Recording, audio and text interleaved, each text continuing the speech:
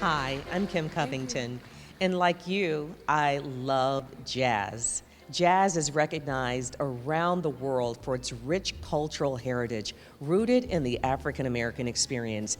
It is the only truly original American art form. Yet many of us know little about jazz. Well, Doc Jones, Executive Director of International Jazz Day Arizona, is working to change that, spearheading an effort to unite the state of Arizona around International Jazz Day. And joining me to share more about this effort is Tempe Mayor Corey Woods, the chair of International Jazz Day Festival, Al Molina, Paradise Valley Mayor Jerry Bien-Willner, and also joining us is Scottsdale Mayor David Ortega. Welcome, gentlemen. First question, what do you like about jazz and the amazing art form? Let's start with Mayor Corey Woods. Jazz has a very relaxing quality for me, and quite honestly, I spent the entire weekend looking for old jazz albums in local record stores and online. And I purchased a number of them, Lady in Satin by Billie Holiday, Giant Steps by John Coltrane, Moanin' by Art Blakey. So, I mean, quite honestly, I spent a lot of time listening to jazz because as mayor, it can be a somewhat stressful job at times. But quite honestly, one of the ways that I find a way to unwind and be one with my own thoughts is frankly having jazz playing in the background of my own home. So very excited to be part of this today. Nice, nice. Well, Al, I've seen you dance. I know you get into jazz. Tell us why you're chair and why you love jazz. Well, Doc Jones is a very passionate man, as you know. He doesn't take no for an answer. And so I get to be the chairman. But the truth of the matter is that I grew up in Chicago, but my family came from Cuba. I was 8 years old when I arrived in Chicago with short pants and a guayabera, and it was freezing. But the one thing about that I see is basically the fact that it's the passion for young people. We want the young people to really enjoy jazz. And the amazing thing about jazz is you create the music, you create the songs. I mean, there is no challenge other than the fact that you can create something that is worthwhile. And I think that Doc has done a great job. We have the mayors at our side, and we're very honored for you to be here today. And obviously, we got to make it a 10,000 person kind of jazz festival. That's what we want. I think we can do it. I know we can do it. You actually play the guitar. I dabble. You dabble. I'm no jazz oh, guitarist. Man. So you have an appreciation for jazz as well. I love jazz. It's a uniquely American form of music, and I think one of the greatest things about jazz is it is best enjoyed live, probably more than any other form of music. I just think that there's an energy in the room when you're listening to great jazz. It's always different and it's always great, and so that's one of the things I truly enjoy about the events that this group puts on, that Doc Jones has sponsored and excuse me, really driven throughout Arizona. And I've attended some of those, and you're right. And I've watched Al dance, and I've watched Mayor Woods, shake his head and close his eyes. So yeah, you're right. It does move you when you can watch it live. Now, did you know that Arizona is the first state in the country to get legislation passed declaring April as Jazz Appreciation Month and April 30th as International Jazz Day? I was not aware of that and the influence that Doc Jones had in getting that legislation passed. Well, how can that influence tourism, which has seen a significant drop, as much as 36% in 2020 due to the pandemic? Anyone want to add anything to that? Sure, I totally agree with Mayor Woods, and Doc's just a force of nature. As others have said, I think you said, Kim, you can't say no to Doc. And once you experience the types of events that he puts together and the spirit in the room, you can't stay away from it. So that's the goal, as Mayor Wood said, to get people together, to get them together, doing something constructively, enjoying each other, enjoying great music, enjoying a great experience, and the best of everything that's in Arizona. And it's just a musical soundscape to enjoy that with. So it's really special. Well, the following jazz festivals have boosted tourism for cities around the world, and we know them by name. New Orleans Jazz Festival started 50 years ago. Newport Jazz Festival, over 50 years. Monterey Jazz Festival, which has been running for over 60 years. That's just naming a few. These festivals attract tens of thousands of people and millions of dollars. And when the New Orleans Jazz Festival was canceled due to the pandemic, it was a $300 million loss. Yes, you heard me right. $300 million. It seems Arizona is ripe for festivals like this. What do you think? I would say absolutely. I mean, right around that same time, in March of 2019, just for context, occupancy in downtown Tempe hotels was around 76%. In March of 2020, that had dropped to 18%.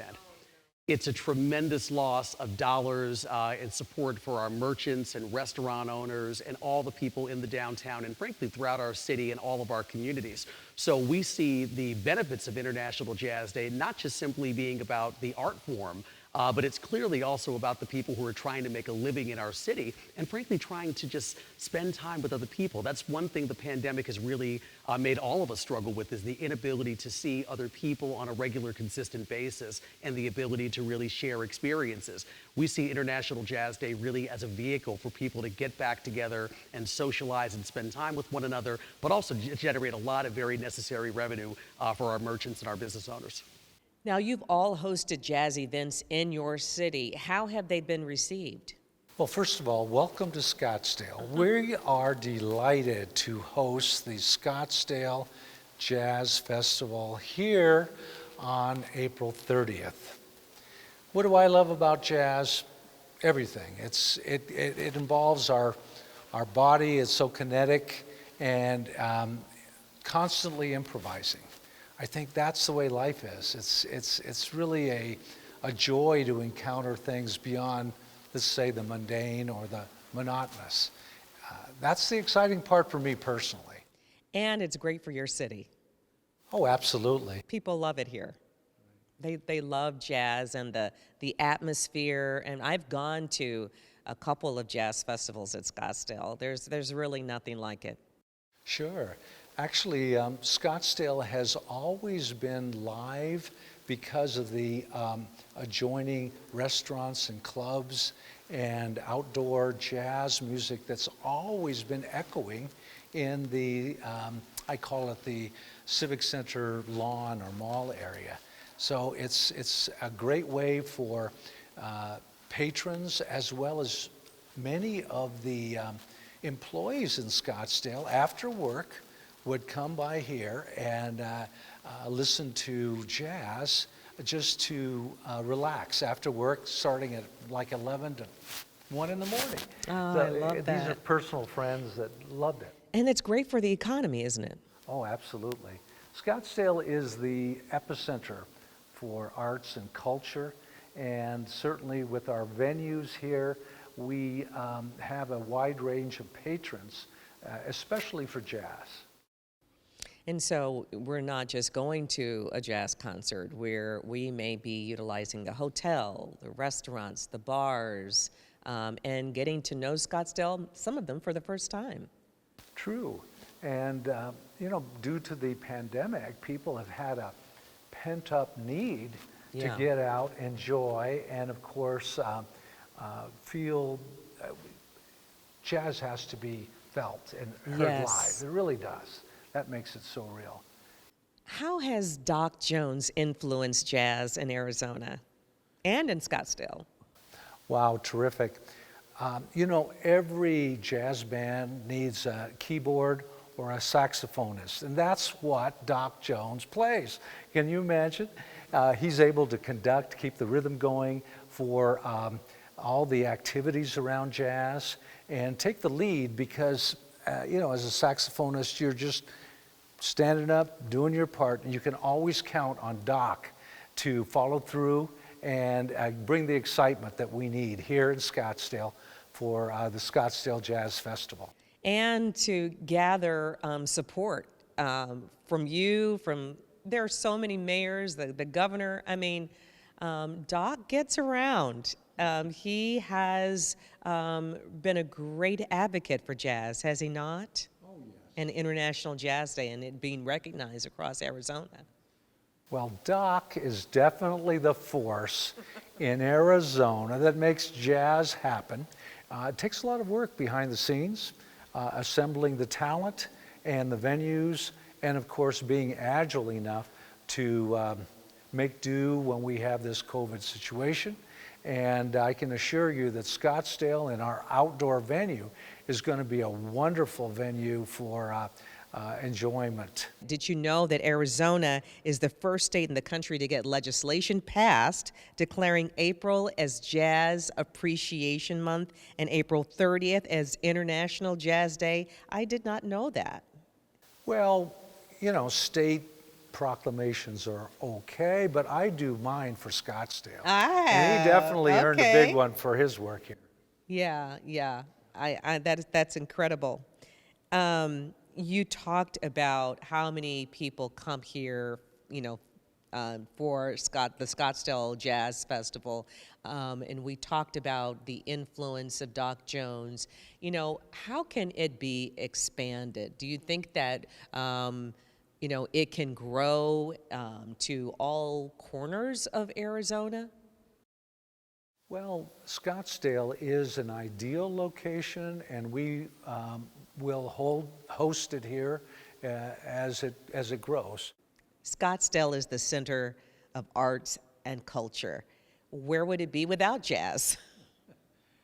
Well, Scottsdale needs jazz, and Scottsdale rocks jazz, and rock is another form of music. That's we know right.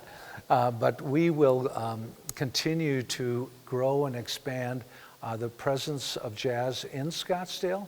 We have some great expectations coming with the new Super Bowl and many venues that we're hosting here in Scottsdale. So we know the game's played across town, but we know the venues and the partying is here in Scottsdale, and jazz is a big part of it. Mayor Ortega, thank you so much.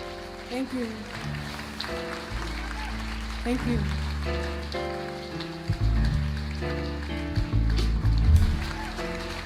Thank you. Thank you.